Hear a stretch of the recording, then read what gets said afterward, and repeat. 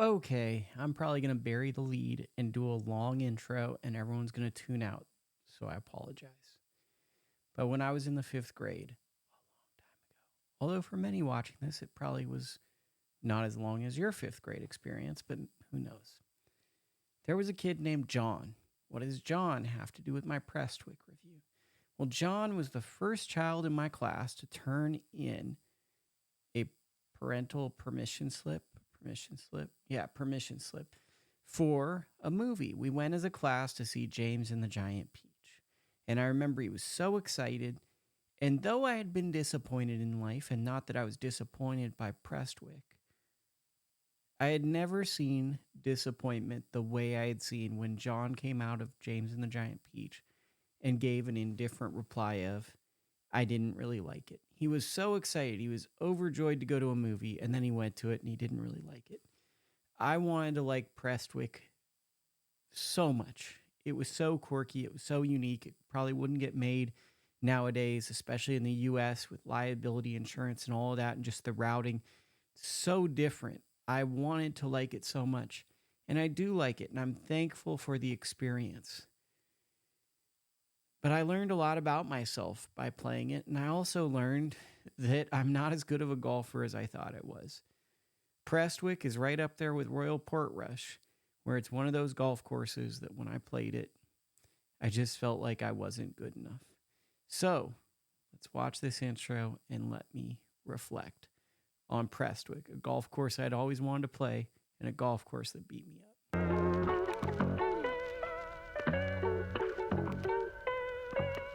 So Prestwick, to me, just a general observation, obviously it's an old Tom course, and I'm not really sure right now because I'm running through these and I don't do much research. I'm just giving you kind of feel like vibes, kind of coming in here and saying it. Some of the holes are extremely quirky, so you're hitting over big mounds, blind shots over places, extremely difficult shots, and it's really, really a neat experience. That being said, there's a stretch of holes on this backside of this course where you can see the Glasgow airport, and it just felt like I was hitting driver and three wood into par fours, and I was coming up 20 yards short, and I was playing for fives and sixes. And it was just, this was a course that I was like, I think when you hear quirk, you're like, oh man, distance is secondary. And you look at the scorecard and you're like, oh, that's a short course. And I am here to tell you on most days, I think I played it on a nice day and it still felt incredibly long. So if you're not an extremely long hitter, this course is not a short course by any means. And beyond it not being a short course by any means, there is a lot to this course where you're not going to be able just to go and play it the first time and be good at it. And by the standard that in your brain you think would be that. It's a course that is very finicky. It's a course that maybe I think if you were a member, you played there a lot, you could really have an extreme advantage. What I had never played a course outside of St. Andrews, the old course, where I could get disoriented quicker. And what do I mean by that? I'm pretty sure in the footage I will show you this, but there is a hole on the back nine that shares a fairway. In my mind, that is one of the most overwhelming thoughts because I don't quite trust hitting a driver and I don't quite trust having people in the fairway because I'm worried about hitting them. And there's a general sense on this course, more so than even the old course, of claustrophobia where everything is so close together. When you miss, I have a sinking feeling of dread that, oh my God, I'm going to hit someone. I hope they're okay. Now, most of the times it's irrational, but sometimes it's very rational. One feeling of this instance is the 18th hole, which finishes obviously at the clubhouse. The first hole starts out and goes all along a railway right by the side, and everyone watches. And it's a very, very unique hole. Actually, a really cool experience, very traditional experience. Very much enjoyed it. But the 18th hole, drivable par four. But if you miss right, you're going to hit into, I believe it's the 16th tee box.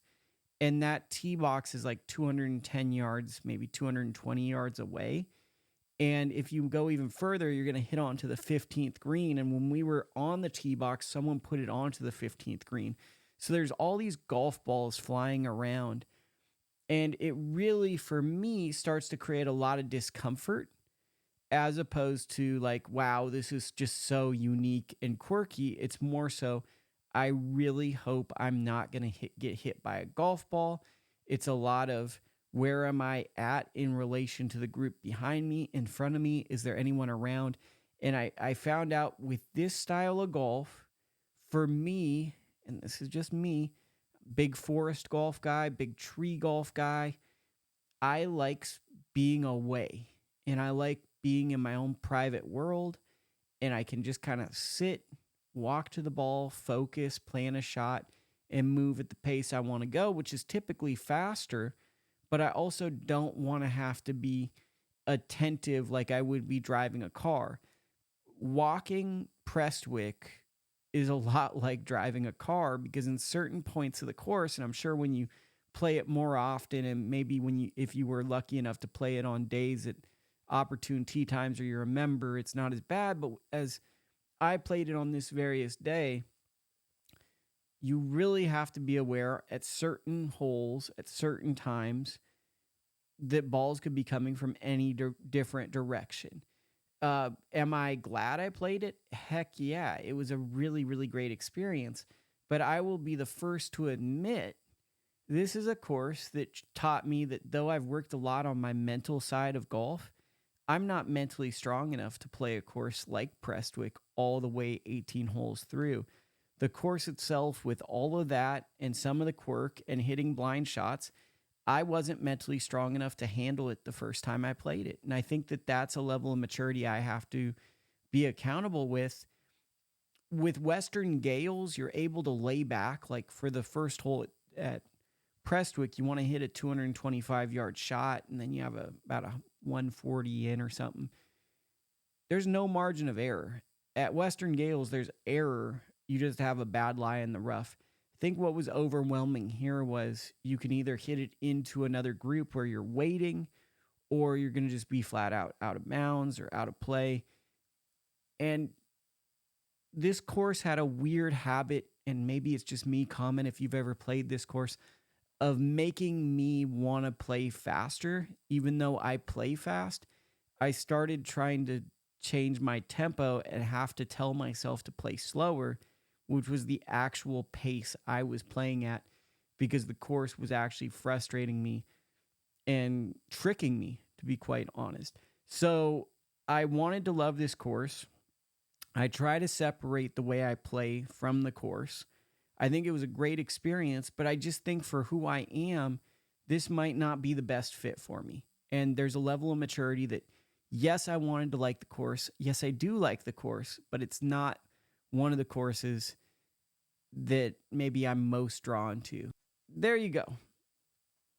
That's my thoughts. So let's go into the footage from this day, and you can see some of the unique holes and the quirk, and then I'll be back. So this basically sums up the golf course in a nutshell. Just look at this. Hit a mid-long iron to a landing area, hit the same type club in there. This is what you're hitting into, right? And that is a lot smaller than you think, and out of bounds is on the right, and who knows what's over to the left.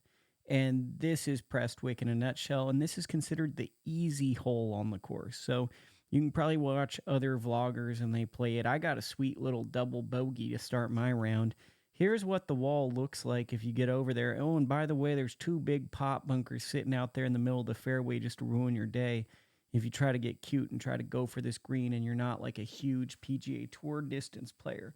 So though it's short, it isn't that short, and this is what the green looks like. That's my shot sitting there, but it's right next to a train track, and there's houses on the other side, and your mind can wander. It wanders for me like Pacific Grove. Now, on this hole, I actually made a birdie, so I actually love this hole. This was like the best hole on the course. It's the only hole I did anything on.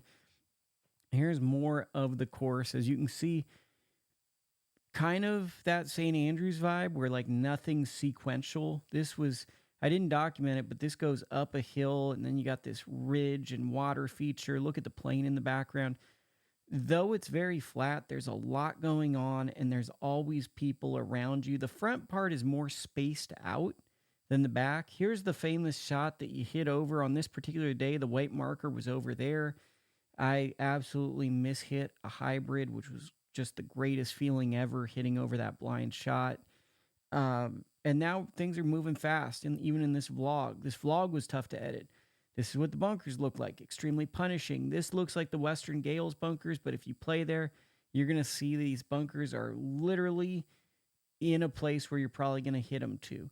As you can tell right here, these holes are very, very close together. This is that far end 8, 9, 10 stretch where it feels like you're hitting on airport runways and then you're hitting long clubs in and you just can't quite get to these greens. This I remember being all into the wind. And it's just grueling, long and tough. And I had never experienced anything like this. It was par 3. I absolutely missed my shot. And then I had to basically an impossible chip just to get a bogey. On one of the holes on the backside, it runs along this nice little road. So there's people driving up and they're waving. They're friendliest people ever. And then you get this little ocean view while you're playing golf here. As you can tell, it's just a phenomenal golf course. The golf course itself is quite amazing. It's just really, really hard. Like anybody that's like, oh, yeah, you're just trying to flex on how good you're at golfing. Like you put 20 years in and you're like, oh, yeah, I just casually went out here and love it. Once again, tons of elevation. This was hitting back into it. This is the shared green. So group left was playing another hole. Here's the 17th. You hit over a hill. And then this is what you're hitting into, punch bowl green and all that stuff. It is just a very demanding course. Okay, guys, we are back and we only have a couple more Scotland vlogs left for you. I hope you're enjoying our trip to Scotland. It's been quite fun. I'm enjoying it. If you have any comments, thoughts on this course, did I get anything wrong? Let me know in the comments section. I'll be glad to leave a very average and vanilla comment below. As for next week, I will be off to Kingsbarns, which is a very delightful golf course. I think that it's extremely highly rated. Most people really, really like it.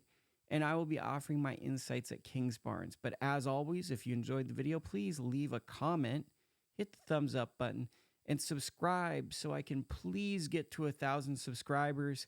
And when I get there, maybe I'll do a Pro V1 giveaway or a golf club giveaway. Who knows?